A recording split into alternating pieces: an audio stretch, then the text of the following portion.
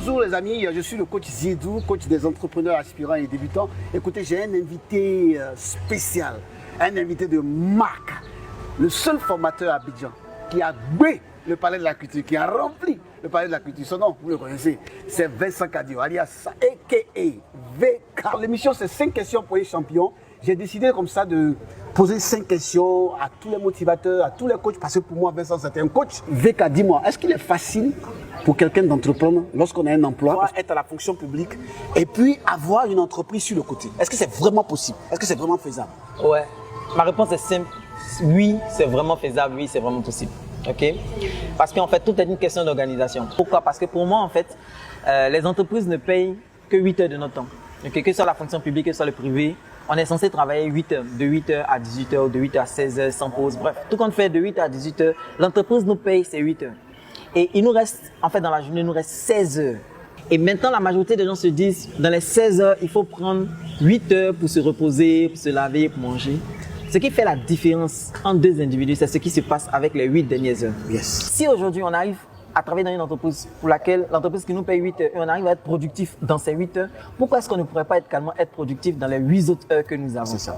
Ok, donc si on arrive à faire cette différence en disant je travaille avec sérieux pendant 8 heures pour mon employeur et je travaille avec sérieux pendant 8 heures pour moi et pendant 8 heures je laisse mon corps se reposer, je laisse mon corps se nourrir, je me lave, je me distrais, etc. On arrive à avoir une égale répartition et on arrive à être équilibré. Donc oui, je pense que c'est possible dans les mêmes 24 heures d'utiliser 8 heures pour son corps pour dormir, 8 heures pour son employeur pour travailler et les 8 dernières heures de les utiliser pour monter quelque chose. Ah, super. Alors, si c'est facile, si c'est vraiment facile à entreprendre sur le côté, pourquoi est-ce qu'il y a beaucoup d'échecs? Parce que j'ai remarqué que les gens font des affaires, ils font des business, ils ont des lavages, ils ont des maquis, ils ont quoi encore? D'autres choses. Pourquoi il y a tant de plaintes? Les gens se plaignent partout, les gens font des business, on ne marche jamais. Et moi, je sais de quoi tu parles parce que tu es d'abord manager dans une banque de la place et puis en même temps, tu es entrepreneur sur le côté, tu fais des conférences, tu fais beaucoup de choses. Tu es même écrivain, tu as des livres, jusqu'à ce jour, tu as combien de livres? 22. 22 livres, mes amis, 22. Waouh, 22 livres. Alors dis-moi, pourquoi il y a tant d'échecs au niveau de... Parce qu'il y a beaucoup de personnes qui essaient d'entreprendre sur le côté, mais ils n'arrivent pas à entreprendre. Donc pourquoi il y a beaucoup d'échecs? Ok, en fait, la raison pour laquelle il y a beaucoup d'échecs, c'est qu'ils entreprennent dans des activités qui sont difficilement contrôlables. Ok? Wow. Si j'investis dans le transport, il est impossible pour moi de savoir combien de personnes sont montées dans mon taxi le matin au soir. Donc, ce que je vais avoir comme information, c'est l'information que va me donner mon chauffeur. Ça peut être une information qui est juste, ça peut être une information qui est fausse. Vous allez voir que dans ce business-là, finalement, les propriétaires de taxis ont décidé de ne plus contrôler la vraie recette. Ils demandent juste un quota. Ce que tu ne comprends pas, tu ne peux pas réussir un business là-dedans. Donc, l'idée, au départ, c'est vraiment de se dire, est-ce que ça, c'est un business que je comprends? Oui. Est-ce que c'est un business que je peux contrôler? Est-ce que c'est un business qui me permet d'avoir un suivi régulier? C'est ça. Lorsque ces 3 éléments sont réunis, normalement le business peut réussir. Le 4e élément, c'est les ressources humaines. Mais les ressources humaines, on peut les changer. Je suis fonctionnaire, je travaille peut-être aux impôts, ou bien peut-être que je travaille dans une entreprise privée. Quelles sont les 3 erreurs?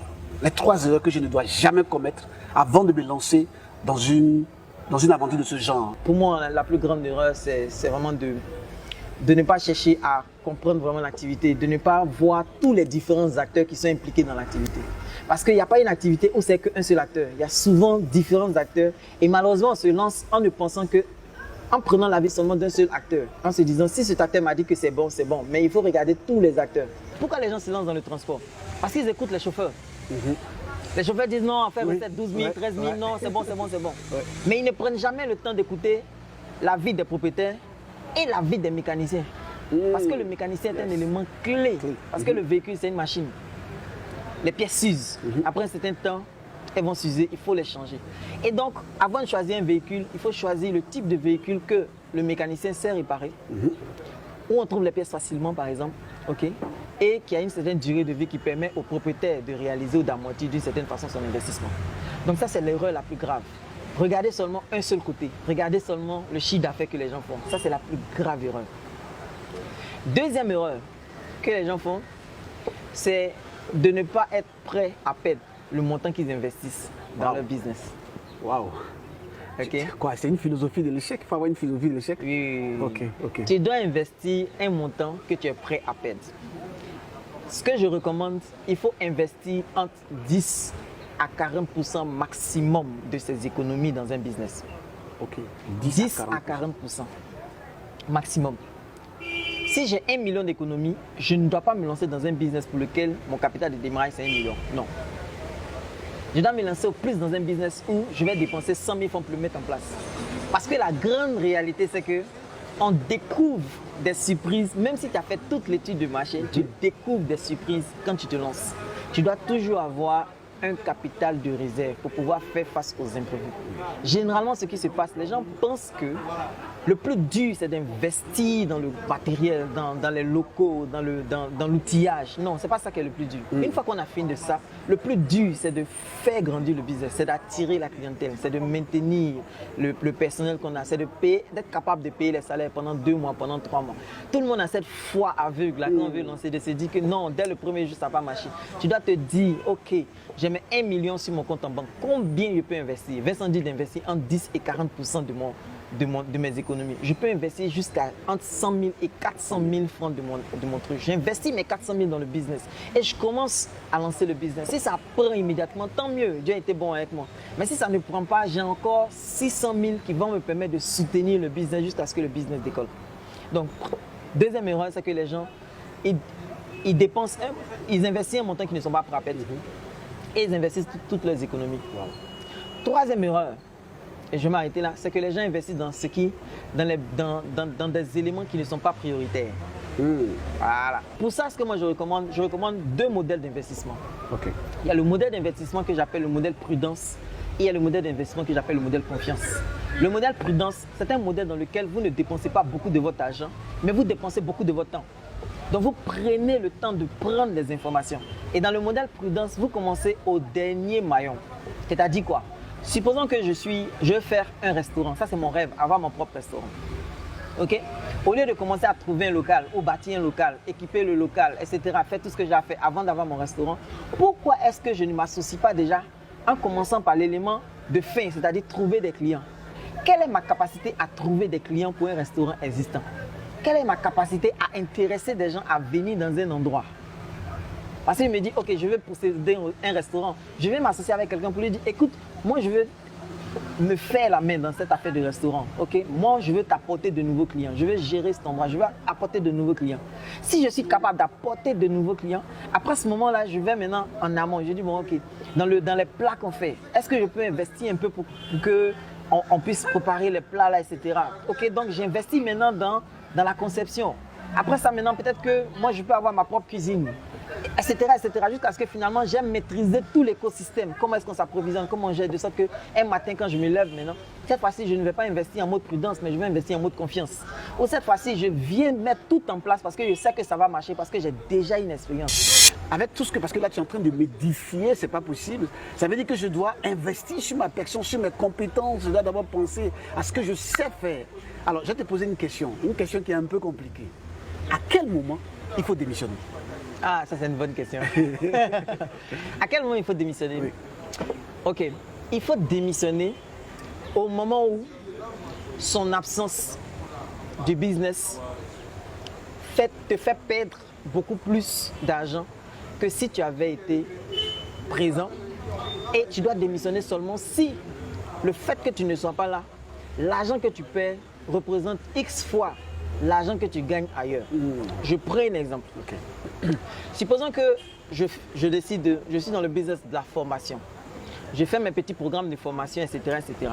Et puis il y a une grosse institution qui me sollicite pour venir faire un programme de formation pendant 2 mois pour eux. Et ils sont prêts à payer des fees qui représentent 8 mois de salaire dans mon boulot. Mais je ne peux pas avoir 2 mois pour me libérer de mon boulot parce qu'au maximum, même si j'utilise tous mes congés, je ne peux avoir que 30 jours de disponibilité. Donc, puisqu'ils ont besoin de moi pour 2 mois et que je ne peux avoir que 30 jours, je suis obligé de laisser tomber cette opportunité pour me contenter d'un salaire alors que j'aurais pu avoir, avec cette opportunité, 8 mois de salaire. À partir de ce moment-là, on doit commencer sérieusement à se poser la question. Est-ce que ça vaut la peine de continuer à faire ce boulot quand en 2 mois, je peux avoir 8 mois de salaire? Si j'arrive à avoir un deuxième de ces contrats, ça va me faire 16 mois de salaire. Donc, j'aurai en 4 mois récolté ce qu'il m'aurait fallu 1 an et demi de salaire. Donc, je viens de gagner sur ma vie, en fait. Je viens de récupérer 12 mois de ma vie. Parce que aussi c'est ça, on n'a que le temps. Je serai prêt personnellement à démissionner lorsque le business que j'ai à côté va nécessiter ma présence pour exploser vraiment. Parce que pour l'instant, on arrive à faire quand même de bons revenus et je n'y accorde que quelques heures de mon temps et pas le temps de l'entreprise. Parce que je me dis, par souci d'honnêteté intellectuelle, les 8 heures que l'entreprise me paye, je dois être focus sur les 8 heures. Il les paye cher. Donc quand j'ai fini avec les 8 heures de l'entreprise, je me donne la même rigueur que je m'impose pour être discipliné pendant les 8 heures de l'entreprise. C'est la même rigueur que je me donne pour travailler pendant les 3 heures, 4 heures sur mon business. Et quand je fais ça, le business arrive à tourner. Imaginons qu'on est dans une situation où il y a le business que j'ai lancé arrive à avoir des marchés qui sont relativement stables, avec des entreprises qui sont relativement stables, qui sont là pour durer. Et on arrive à ficeler des deals sur 2 ans, sur 3 ans ou plus. Et tous ces business ont vraiment besoin de ma seniorité. Parce que c'est pour ça que ce sont de grosses entreprises qui ont des plans stratégiques sur 2 ans, sur 3 ans et qui ont besoin de quelqu'un comme moi qui est vraiment versé dans le marketing, qui l'a pratiqué pendant 14 ans et qui a besoin de pouvoir les accompagner, leur donner des orientations spécifiques là où on s'en va et gérer une équipe qui est peut-être junior, mais en leur donnant suffisamment de rigueur, suffisamment d'orientation pour qu'ils puissent délivrer les choses à un moment donné. Je serai en train de regarder ça, est-ce que je fais pour une seule entreprise et je me dirais peut-être qu'il est temps maintenant pour moi d'apporter cette seniorité-là dans ce business-là. Parce que ce business, à ce moment-là, aura besoin de ma seniorité. Mais pour l'instant, avec les quelques staff juniors que j'ai là, mon équipe de 8 personnes, ils arrivent quand même à faire tourner le business sans forcément que j'ai besoin d'y consacrer plus que 3 ou 4 heures par jour. Et donc, quand on va arriver à ce moment-là où pour des marchés qui sont très importants, pour des opportunités où on a vraiment besoin de mon temps, pour des choses que je ne peux pas gérer en dehors de mes heures normales de service ou en dehors de mes week-ends ou en dehors de mes congés officiels. Si par exemple le business nécessite que je sois là pendant 2 mois, pendant 3 mois pour saisir une véritable opportunité, à ce moment-là, je crois que je vais prendre la décision de partir. 5 questions pour un champion. Vincent, c'est un champion. Vous venez d'apprendre des choses vraiment fantastiques. Si je peux les récapituler rapidement, il a dit que c'est possible d'apprendre sur le côté. Il faut pouvoir avoir un business qu'on peut contrôler, suivre son activité, maîtriser le produit, ne pas écouter surtout l'avis d'une partie de la chaîne, ne pas investir au-delà des 10 à 40%. Il faut investir sur le modèle, 2 modèles, précisément le modèle prudence par rapport au modèle confiance qui vient avec le temps. Il faut travailler sur ses compétences intrinsèques et il faut faire un distinguo quand même entre ce que j'aime faire et ce que je dois faire pour ne pas démissionner, comme les BT le disent, pour ceux qui ne savent pas ce que c'est. Et puis, la démission, avant la démission, parce que la démission d'un business, ça nécessite, votre business doit nécessiter votre présence. C'est vraiment très important. Voici un peu ce que VK a dit. Mais avant qu'on ne finisse, parce que VK actuellement est en train de faire des conférences, c'est un conférencier, c'est un entrepreneur, c'est un grand et gros formateur. Il fait ce qu'on appelle Business Confluence, numéro, je crois, 5 maintenant. 5. Numéro 5. Il va lancer un appel, il va dire son dernier mot. Et puis, à la clé, une surprise, il va nous donner les 3 meilleurs, on va dire coachs ou bien formateurs que Vincent apprécie. Je veux dire les 3 meilleurs formateurs, coachs à Abidjan, en Côte d'Ivoire, qu'il apprécie. Alors, comme je l'ai dit, et comme le coach l'a dit, on travaille sur la business conférence. On a fait déjà une première édition et le but de cette édition, c'était d'aider tous ceux qui travaillaient déjà à lancer un business sur le côté. Ce qu'on veut faire maintenant, la prochaine édition qui arrive, qu'on va faire le 13 juin, c'est tous ceux qui ont lancé un business qui n'arrivent pas à le faire fructifier. Parce que ça aussi, c'est un vrai problème. Quand on a fini de lancer le business, j'ai fini d'investir, comment je rentabilise le business? En fait, pour rentabiliser un business, vous devez savoir faire 3 choses. La première chose, vous devez augmenter le nombre de clients. La deuxième chose, vous devez augmenter le volume de vente par client. Et la troisième chose, c'est augmenter la fréquence d'achat des clients. Donc, comment est-ce que je fais pour avoir beaucoup plus de clients? Comment je fais passer de 10 clients à 50 clients? Comment je fais pour faire passer les clients qui dépensent 1000 francs chez moi, chaque fois qu'ils viennent à 2000 francs? Comment je fais passer les clients qui viennent seulement une seule fois par mois à 2 fois, à 3 fois par mois? Si vous arrivez à multiplier ces 3 éléments, vous allez voir que votre business va se doubler. C'est comme ça que j'ai procédé quand je travaillais pour un opérateur télécom pour doubler le chiffre d'affaires en moins d'un mois. Et partout où je suis passé, le chiffre d'affaires a toujours progressé parce que j'applique cette méthode. Et donc, ce qu'on va faire au cours de cette formation, c'est de prendre votre business et de vous expliquer concrètement comment vous pouvez trouver un maximum de clients pour votre entreprise. Ensuite, nous allons vous apprendre comment vous pouvez gagner plus d'argent par client. Vous n'êtes pas obligé de casser les prix pour avoir plus de clients. Vous pouvez quand même avoir des prix élevés et avoir beaucoup plus de clients. Et nous allons vous apprendre comment faire pour que ces clients-là reviennent naturellement chez vous. Ok? On va vous parler de méthodes comme la publicité, mais également on va vous parler de méthodes comme la recommandation. C'est un système de recommandation. Vous devez avoir un système qui fait qu'un client qui est satisfait vous amène d'autres clients sans que vous ayez à payer pour cela. C'est comme ça que vous diminuez ou vous stabilisez vos besoins en publicité, vos besoins en marketing, parce que le business croît tout seul. Donc, on a prévu le faire. Et donc, j'invite tous ceux qui ont un business qui fonctionne déjà. Ce n'est pas une formation où vous allez apprendre comment entreprendre, non. C'est pour ceux qui ont déjà entrepris et qui ont besoin d'aller au niveau supérieur. C'est pour ceux qui ont déjà entrepris et qui ont été freinés sérieusement dans leur lancée par la crise du coronavirus. C'est pour ceux qui ont lancé l'entreprise et qui ont été peut-être obligés de mettre la moitié ou sinon tout leur personnel au chômage et qui doivent reprendre. C'est pour ceux qui ont déjà entrepris et qui ont fait face à une concurrence rude et qui n'ont pas réussi à s'en sortir. C'est pour ceux qui ont déjà entrepris et qui ont du mal à avoir ne serait-ce qu'une seule vente par jour. Donc, si vous êtes dans ce cas, venez simplement à cette formation. On va vous aider à repartir de l'avant. Imaginons que vous venez à cette formation, vous faites peut-être 100 000 francs par mois et que vous venez à la formation et maintenant vous passez à 200 000 francs par mois, 300 000 francs par mois, 500 000 francs par mois, 1 million par mois. Vous voyez la valeur, le potentiel de savoir maintenant comment attirer de nouveaux clients, comment les garder, comment les pousser à dépenser. Okay? Cette formation ne va pas coûter 1 million, ni 2 millions, ni 5 millions, même pas 500 000. Cette formation ne va coûter que seulement 125 000 francs. Et c'est satisfait ou remboursé. C'est-à-dire que si vous suivez la formation, vous suivez toute la formation du début à la fin. Si vous n'êtes pas satisfait, je vous rends votre argent. Pourquoi? Parce que moi j'ai un principe, je ne pense pas mériter de l'argent que je n'ai pas gagné. Okay? Je ne veux pas garder de l'argent que je n'ai pas mérité. Donc si vous pensez que vous n'êtes pas satisfait de la formation, on vous rembourse votre argent. Mais je suis sûr qu'au sortir de là, vous allez devenir une autre personne renouvelée. Alors pour terminer avec la question du coach, la call du coach, qui est quels sont mes 3 formateurs préférés ici en Côte d'Ivoire. C'est très très difficile. Le premier que je vais citer, c'est le coach Régis Hamon. C'est le coach Régis Hamon parce que je crois que au moment où moi également j'envisageais cette affaire de formation dans les années 2010, 2011, 2012, le coach Régis était déjà sur le terrain en train d'aider beaucoup de petites entreprises à progresser. Et donc c'est quelqu'un que j'apprécie beaucoup dans sa pédagogie, dans sa façon d'approcher les autres, dans son leadership, dans son management. Aujourd'hui, il a rassemblé, fédéré tous les coachs dans une association professionnelle. Et donc c'est quelqu'un que j'apprécie énormément, Régis. En tout cas, merci beaucoup pour tout ce que tu fais pour nous. Continue, on marche dans tes pas. Le deuxième, bonjour Steindam, la deuxième que j'apprécie, c'est la coach Priscan Show, okay, qui est particulière, qui a sa personnalité et qui aide les enfants, qui ont besoin d'accompagnement, qui aide les parents qui ont besoin d'accompagnement, qui aide les familles qui ont besoin d'accompagnement. Donc vous voyez, c'est quelqu'un qui, de tout son vécu, se consacre encore à aider socialement les gens. Et ça, c'est magnifique. Elle a écrit un livre que j'ai lu, que j'ai vraiment apprécié.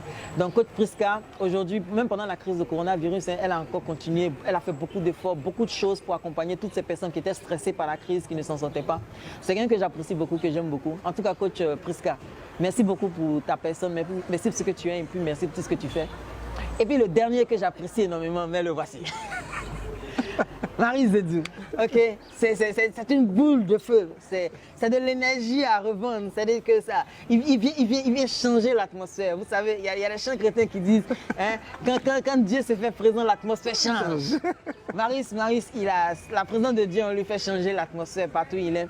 Rien que depuis que je l'ai découvert, je n'hésite pas à l'inviter. C'est vrai qu'il n'a pas le temps maintenant, donc on va profiter de lui pendant qu'il est encore avec nous. C'est qu'il il est venu à Motivation Day, ça a été le feu. Il est venu à Multiply 2, ça a été le feu. Multiply 3, ça a été le feu. Chaque fois qu'on l'invite, il vient. Vraiment, c'est quelqu'un qui bouge et qui a cette passion-là pour aider beaucoup de personnes et qui dit les choses telles qu'elles sont. Je me retrouve beaucoup dans la façon dont Marius est, parce que moi également je dis les choses telles qu'elles sont. Je pense que ce monde n'a plus besoin de, entre guillemets, politiciens. C'est-à-dire que la politique, c'est arrondir les choses, embellir les choses, c'est de ne pas dire les choses telles qu'elles sont. Il faut avoir le courage de dire aux gens ce qui ne va pas quand ça ne va pas. Okay? On cherche des modèles pour la jeunesse. Toi, tu fais quoi? Tu fais quoi? Tu veux que la jeunesse là ait pour modèle qui? Toi, donc toi, tu es inutile. Et puis tu cherches la jeunesse, tu cherches modèle. Toi, tu fais quoi? Ce que je veux que chacun retienne, et c'est ce que Marius nous enseigne, chacun de nous est largement suffisant. Chacun de nous est largement suffisant. Okay? Et chacun de nous doit faire ce qu'il a à faire. Donc voilà, coach. En tout cas, merci beaucoup. Je t'apprécie énormément. Ce n'est pas parce qu'on est devant ta caméra aujourd'hui, mais tu le sais très bien. Chaque fois que j'ai un événement, je t'invite. Donc à la business conférence, Marius sera là.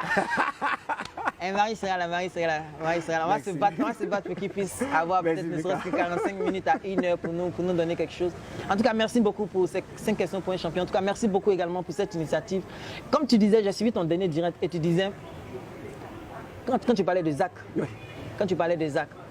tu as dit, et à raison, ceux qui apportent du bon contenu, on veut les museler. Et c'est le contenu qui n'apporte rien de bon qu'on laisse prospérer.